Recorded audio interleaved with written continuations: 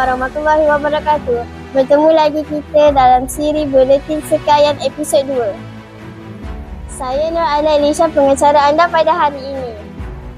Pada kali ini, saya akan membawa anda untuk menyaksikan Majlis Watika Pelantikan Pemimpin Murid 2026 SK Kayan.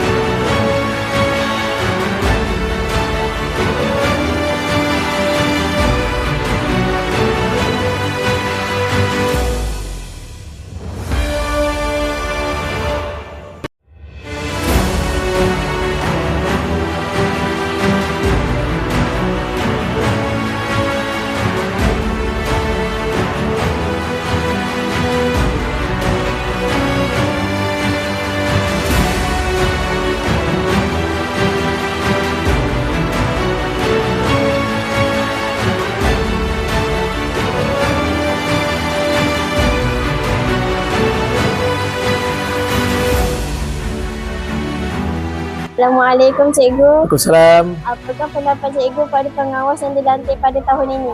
Baik, pada pendapat cikgu pengawas yang dilantik tahun ini haruslah menjalankan amanah dan juga tanggungjawab, terutamanya berdasarkan tugas yang telah diberikan dalam membantu pihak sekolah bagi memastikan dari segi disiplin, sosial murid, dari segi keselamatan dan kesejahteraan sekolah serta terjamin dan terjaga. Itulah harapan cikgu selaku guru besar Sekolah Kayan terhadap pengawas sekolah ini. Terima kasih Cikgu. Sama-sama. Diharap pemimpin murid yang dilantik dapat melakukan tugas dengan dedikasi. Sekian dari saya. Assalamualaikum.